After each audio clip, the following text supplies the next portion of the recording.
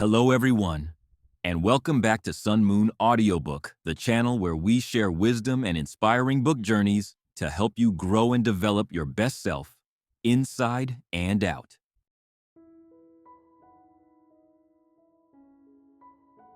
Have you ever felt like you were born for something more, but you can't name it? Maybe it comes to you in the quiet hours, when the noise of the world fades and the ache in your chest rises again. A whisper, barely audible but impossibly persistent. There has to be more than this. Not more success, not more chaos, not more scrolling through days that blur together, but more meaning, more connection, more life that feels alive. If you're hearing that whisper, if you're listening now with a quiet hunger you can't quite explain, then maybe what you're seeking is something the Japanese call Ikigai, a word so gentle yet so powerful. Iki life, Guy worth. Together, they speak of the reason you wake up in the morning. Not the reason the world tells you should matter. Not your job title, not your schedule, not your inbox. Your reason, the reason that belongs only to you. A thread that runs through your soul. A pull that tugs at your heart even when your mind doesn't understand it. The Japanese don't treat Ikigai as something grand and flashy. They see it as quiet, steady, daily, like tending a garden, like walking the same path each morning and noticing how the light falls differently. Like showing up for something not because it makes you rich or famous, but because it makes you whole. There is a village in Okinawa, Ogimi, where people live to be 100 and beyond, not just long in years, but long in joy. And when researchers visited, hoping to uncover their secret, they didn't find green juices or 10-step morning routines. They found elders laughing with friends, tending to small gardens, practicing calligraphy, sharing food, moving gently, and most of all, living with purpose. Every person in Ogimi had an Ikigai. Some were potters, some were fishermen, some cared for grandchildren, some wrote haiku. It wasn't about productivity. It was about contribution. It was about heart. It was about being needed by something or someone, even if that someone was just yourself. There's something deeply human about needing a reason. Without one, we drift, we ache. We seek numbness in overwork or overstimulation. But with one, even a small one, we come alive. We return to ourselves. We move from mere survival into something sacred. Presence. Ikigai is not a passion project or a side hustle. It's not something you add to your already overwhelmed life. It's something you uncover slowly, tenderly from within. And often, it's already there. It lives in the things that light you up when no one is watching, in the activities where time disappears, in the moments when your body feels aligned and your breath deepens without trying. It lives in the quiet pulse of you beneath the noise, the pressure, the expectations. You don't have to invent your Ikigai. You only have to remember it. A man named Kenji from Ogimi rises every morning at dawn to feed the stray cats that wander near the shrine. He doesn't get paid. He's not celebrated. But he's done it every day for 30 years. He knows each cat by name. They know his voice. And when asked why he does it, Kenji simply shrugs and says, "Because it gives me joy. Because they wait for me." That's Ikigai. Simple, rooted, true. Your Ikigai doesn't need to change the world. It only needs to change your world. And sometimes when one person finds their flame and lives it fully, quietly, faithfully, that light spills over into others. There's a beautiful saying in Japan. Only staying active will make you want to live 100 years, but activity doesn't just mean motion. It means engagement, participation, belonging. Being part of a rhythm bigger than you. When you have something to contribute, no matter how small, you stay connected. And when you are connected, you are well. You are whole. You are not a machine built for output. You are a being built for meaning. You are here not to be efficient, but to be fulfilled. That's what the people of Ogimi have understood. That's what Ikigai reminds us. Now, let's talk about one of the most essential truths embedded in Ikigai: flow. Have you ever been so immersed in an activity that you forgot to check your phone, Forgot to eat? Forgot the ticking of the clock? That state of deep absorption, of joyful engagement, is called flow. And it is one of the most life-extending, soul-nourishing states we can experience. Flow isn't just for artists or athletes. You can find flow kneading bread, sketching a flower, organizing a drawer, walking your dog. Flow is less about the activity and more about the presence you bring to it. Ikigai and flow are lovers. They dance together. When you live your Ikigai, you often enter flow. And when you find flow, it often points you back toward your Ikigai. One woman, Haruka, who lived near Naha, Okinawa, would spend hours each day weaving colorful mats from local rush grass. Her fingers moved with grace and memory.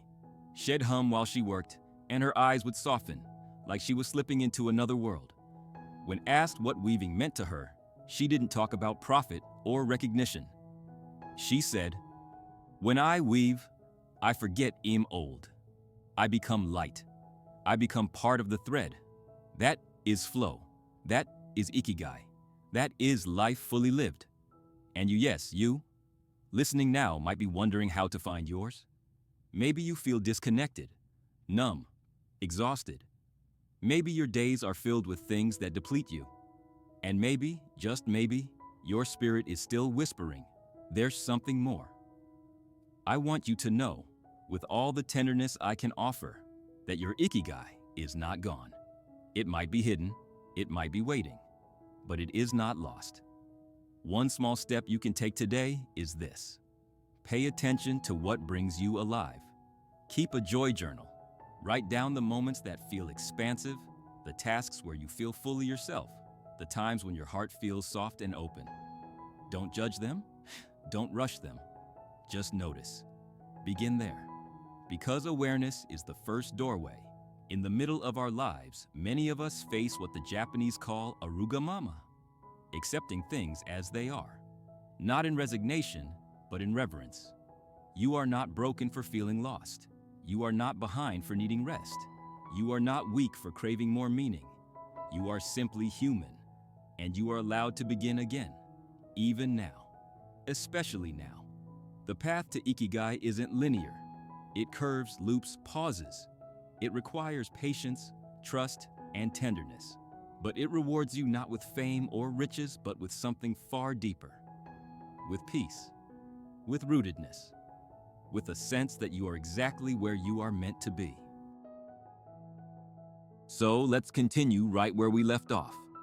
Ikigai is not about chasing after something outside of yourself. It's about returning home to the truth already within you. That truth might have been buried under years of busyness, beneath layers of expectations, or behind the noise of a world that taught you to measure your worth in likes, in promotions, in endless doing.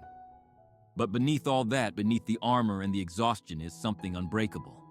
Your inner compass, your quiet fire, your Ikigai. There's a story about a man named Daichi. In his 30s, he worked in a fast-paced marketing firm in Tokyo. He was good at his job, sharp, efficient, well-paid. From the outside, he had it all. But something inside him was fading. Every day on the train, he stared blankly out the window, watching the same buildings flash by, feeling like he was moving and standing still all at once. One day, he collapsed from exhaustion. The doctors called it burnout. His spirit called it something else, a reckoning. He took a sabbatical, not knowing what he was looking for, only that he couldn't go on like this. In the month that followed, Daichi found himself visiting his grandfather's village in the countryside. He walked the rice fields, helped with the harvest, fixed broken fences, drank tea with elders who had long since stopped caring about ambition. Slowly, gently, his body exhaled. His mind quieted. He began sketching again, something he hadn't done since he was a boy. He found himself drawing for hours, not for an audience, not for applause, but for the sheer joy of it. In those moments, something opened. Flow returned, breath returned, life returned. He didn't become a famous artist. He didn't sell his sketches, but every morning he woke with the reason, and that was enough. He returned to work eventually, but not to the same pace. He chose a smaller agency, shorter hours, and every evening he sketched in his little garden. His Ikigai wasn't flashy, but it was his, and it saved him. Maybe your story isn't like Daichi's. Maybe you don't need to leave your job or move to a village. Maybe your Ikigai is already whispering to you through tiny moments when you teach your child something new, when you lose track of time while writing, when you feel most alive in movement, in silence, in stillness. That whisper is sacred. That whisper is the thread. Follow it. One of the most powerful things the people of Okinawa embody is something the book calls moya small, group of friends committed to one another for life. These aren't casual acquaintances. These are soul companions. People who show up for you, who check in, who sit beside you through the dark and remind you that you don't have to carry it all alone. Purpose isn't just personal, it's communal. We thrive when we belong. We bloom in connection. If you've ever felt alone in your search for meaning, know this: there is nothing wrong with you.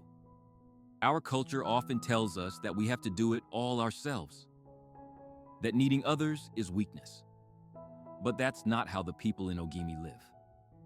They garden together, eat together, dance together, laugh together. They grieve together too. And through that togetherness, their Ikigai deepens. It roots into shared soil. You might not have a moai yet, but maybe you can begin to build one. Maybe you can reach out to someone you trust, someone who listens without fixing, someone who sees you not just who you've been, but who you're becoming. That too is Ikigai. And here's the thing about purpose: it evolves. Your Ikigai at 20 may not be your Ikigai at 50. That's not failure, that's growth. Life isn't meant to be static. You are not a statue, you are a river. And rivers shift course. They carve new paths. They find new depths. Give yourself permission to change. Give yourself permission to be in the in-between. The cocoon is not the end of the butterfly. It is the beginning. If you are in a cocoon season now, I want you to hear me clearly. Your becoming is not behind schedule. It is sacred. You are not lost. You are unfolding. Now let's talk about longevity, not just in years, but in vitality. One of the most remarkable things the authors of the book discovered is how the people in Okinawa stay so vibrant into their 90s and even hundreds. And it's not because they're trying to live longer. It's because they're trying to live better. They don't retire in the way we think of retirement. They keep contributing, keep creating, keep offering their gifts, not because they have to, but because they want to. Because when you stop feeling useful, something inside you dims.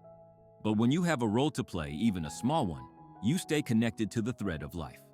One of the elders, a woman named Mitsuko, still practiced her calligraphy at age 92. Her hands were shaky, but her spirit was steady. She said, "I write not to be perfect. I write to remember I am still here." What if you approached your days like that? What if your morning walk wasn't just for exercise, but a way of saying, "I am still here"? What if making dinner wasn't just another task, but a quiet offering of love to yourself or your family?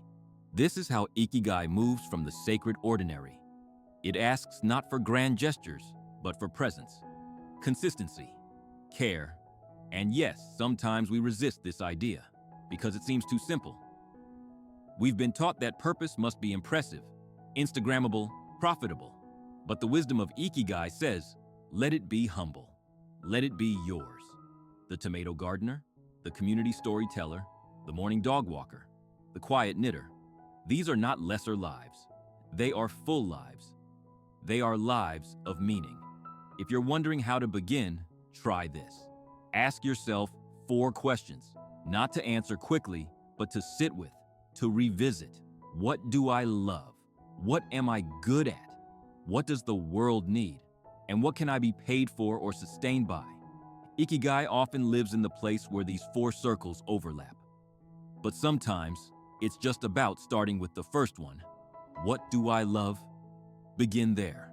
Nourish that love. Follow that light. You are allowed to take it slow. You are allowed to begin small. 1 minute of joy a day. One conversation. One reconnection to something you left behind. One spark is enough to start a fire, and that fire, once lit, can carry you forward. Let's keep going. One spark is enough to start a fire. That fire, once lit, begins to change everything, not in an instant, but in the quiet way a sunrise fills a room before you even notice the light has shifted. Ikigai lives in that slow shift, in the small, sacred dailiness of things. It does not demand that you quit your job overnight or uproot your entire life. Instead, it invites you gently, persistently to come home to what is real and alive in you, even if it's just for 5 minutes a day. Even if it's just in how you fold your laundry, how you speak to yourself in the mirror, how you tend to a houseplant like it matters. In Japan, there's a cultural emphasis on micro-pleasure steiny, repeated actions that bring peace. Brewing tea, sweeping the porch, arranging flowers. These moments might seem insignificant, but they are actually acts of attention, acts of love. When we bring our full presence to them, they become rituals. And rituals are where the sacred sneaks back into our lives. This is the soil from which Ikigai grows. Sometimes we chase purpose like it's out there some mountain we must climb. But purpose is often in the noticing, in being awake enough to recognize when our spirit lifts, when our breath deepens, when our body says yes. It's in the way your eyes light up when you help someone solve a problem. It's in how your heart swells when you hear a song that reminds you who you used to be. These are not accidents. These are breadcrumbs. Follow them. There's a phrase in the book that holds such depth, wabi-sabi. It means beauty in imperfection, in the worn, the aged, the incomplete. It reminds us that a life of meaning is not flawless. It is full of cracks and stumbles and wrong turns. But the cracks are where the light gets in. The people of Okinawa do not try to erase the signs of age, they honor them. Wrinkles are maps of laughter. Calluses are records of devotion. A chipped bowl is still used, still loved, still worthy. So are you. You who are listening now might be carrying wounds. You might feel like you've lost time, missed chances, wandered too far. But listen closely. Your life is not a straight line. It's a spiral. And every step, even the ones that felt like detours, brought you closer to the truth of who you are. What if you stopped trying to be perfect and started trying to be whole? What if your story didn't need fixing, just a new way of being told? Ikigai is not about self-improvement. It's about self-return. And here's another truth. You do not need to wait until you feel fully ready. Purpose is not found in the future. It is activated in the now. One small action, aligned with your truth, can shift everything.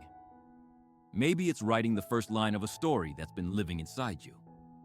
Maybe it's picking up a paintbrush or a guitar or a seed. Maybe it's calling someone you've been missing. Or maybe it's just sitting in silence, listening for the whisper of your own voice. You don't have to know exactly where you're going. You just have to take the next right step. Trust that the path will reveal itself as you walk. You were not meant to have it all figured out. You were meant to begin. Let's also talk about movement. In Ogimi, people don't go to the gym. They don't count steps or track calories, but they move constantly and naturally, gardening, walking, stretching, dancing. They move because they enjoy it, because it connects them to the world around them, because it keeps them engaged. And that movement fuels their joy. We often treat the body as something to whip into shape or fix. But what if we treated it as a partner? What if movement was a conversation, not a command? What if the way you moved could reflect the way you wanted to feel, free, joyful, grounded, alive? Your body carries so much wisdom. When you move with love, you unlock it, and that movement becomes part of your Ikigai. In many of the interviews from the book, elders spoke about eating slowly, savoring food, and stopping before they were full. There's a term for this. Hara hachi buit, until you're 80% full. But it's more than a nutritional guideline. It's a philosophy of enough, of not rushing, of respecting the body signals. When applied to life, Harahachibu means learning when to pause, when to rest, when to say, this is enough for now. You don't have to keep pushing. You don't have to always chase more. Sometimes, enough is sacred. Can you feel that in your own life? The longing to exhale, to soften, to say no with grace, and yes with intention. This too is part of Ikigai, knowing how to align your energy with what truly matters, releasing the rest. Not because it's wrong, but because it's not yours to carry anymore. There's a moment, midway through any journey of transformation, where things get quiet, where the high of the beginning has faded, and the clarity of the destination has not yet arrived. That middle place can feel uncertain, lonely, tempting to retreat. But hear this, the cocoon is supposed to feel tight. That's where the change is happening. If you're in the in-between, stay there. Breathe there. Trust the process unfolding within you. You are not stuck. You are molting, shedding old skins, making space for what is next. And now we arrive at a deeper part of the journey, the place where the old you and the becoming you sit together in the same room, not fighting, not rushing, just breathing. This is the sacred midpoint of transformation. It's not always beautiful. Sometimes it's messy, uncertain, even lonely. But this is where Ikigai truly begins to shape you. Not in the answers you find, but in the presence you bring to the questions. What does it mean to live a life of purpose? What if it's not about grand visions or lifelong clarity, but about returning again and again to what makes you feel like yourself? What if it's not about doing more, but about doing what matters with more heart? That is Ikigai, a gentle rhythm, a lifelong dialogue between your soul and your days. And here's something most people miss: Ikigai doesn't necessarily mean finding one thing for the rest of your life. It can be seasonal. It can shift, just like the tide, just like the sky. You might find deep meaning in raising your children, and then years later in mentoring others. You might find it in art today, in community tomorrow. That doesn't mean you're scattered. It means you're alive, that you're listening to the seasons of your own spirit. In Japan, the cherry blossoms bloom for just a short while every year, and still, they are revered. Not because they last, but because they teach us to be fully present, to treasure the beauty while it's here. That too is Ikigai, learning to live in full color, even if the colors change. One of the most powerful tools the book offers is the practice of letting go. Letting go of what no longer fits. Letting go of roles, identities, even dreams that once gave you life, but now only take it. There's grief in that, but there's also freedom. Purpose isn't about accumulation. It's about alignment, and alignment sometimes requires release. So I invite you to ask yourself gently, what am I holding on to that no longer holds me? What would I have to release in order to rise? Sometimes it's an old belief like, I have to be successful to be worthy. Sometimes it's an identity like being the fixer, the achiever, the strong one. Sometimes it's the fear of being seen, of failing, of starting small. Whatever it is, name it, honor it. And then, if you're ready, let it go. Create space for something new to enter, because purpose can't land in a cluttered life. It needs breathing room. It needs stillness. It needs you, as you are not performing, not proving, just present. Now imagine this. It's early morning in Ogumi. The mist has not yet lifted. The trees stand silent in soft gold light. Somewhere, a kettle whistles. Someone opens a wooden door, steps into the garden, barefoot. There is no rush, no urgency, only breath, only rhythm, only a quiet knowing that today, like every day, has meaning, not because of what will be achieved, but because of how it will be lived. That person could be you. That stillness, that rhythm, is available to you wherever you are. Maybe not in the mountains of Okinawa, maybe in a small kitchen in a city, or in the corner of a rented room, or in the space between two heartbeats. Ikigai doesn't ask you to escape your life. It asks you to enter it fully, to bring more of yourself into the ordinary, to love more boldly, to choose more consciously, to speak more honestly, to breathe more deeply. And it reminds you, always, that your life is not a problem to be solved. It is a gift to be lived. So, dear listener, what is your small next step? Not your 5-year plan, not your perfect purpose, just your next right step. Is it 10 minutes of writing? A walk without your phone? A text to someone you miss? A long pause before saying yes out of obligation? Is it resting even when the world says hustle? Is it finally admitting to yourself that something you've long ignored matters deeply? Start there. Let that small act become a doorway. Let it lead you home. And as we bring this journey to a close, I want to leave you with one final image. Imagine a tiny seed nestled deep in the dark soil. At first glance, it looks like nothing, just a speck. But inside, there is potential that no one can see. The seed doesn't rush. It doesn't compare itself to the flowers already in bloom. It trusts the timing. It honors the dark. And when the moment is right, grows, slowly, quietly, unfolding toward the sun. That seed is you. And your Ikigai is already inside you, waiting, rooting, becoming. You don't have to force it. Just keep listening, keep tending, keep showing up with open hands. The rest will come. This is your invitation to live wide awake, to seek not just a long life, but a deep one, to be fully here, to let meaning move through you like breath, to remember again and again why you wake up in the morning. And maybe, just maybe, to live as if your very presence is your purpose, because it is. You are. If this message found you at the right time, like it so you remember it. Save it so you can return to it. And if your heart whispered yes, somewhere in the middle, share it with someone you care about. Drop a comment below and tell me, what's one small thing that gives your life meaning right now? A moment, a habit, a dream. I read every word, truly, because your story matters too. Follow if you'd like more moments like this, soft, real, and rooted. We're not chasing success here, we're learning how to live. One breath at a time, one purpose at a time, together.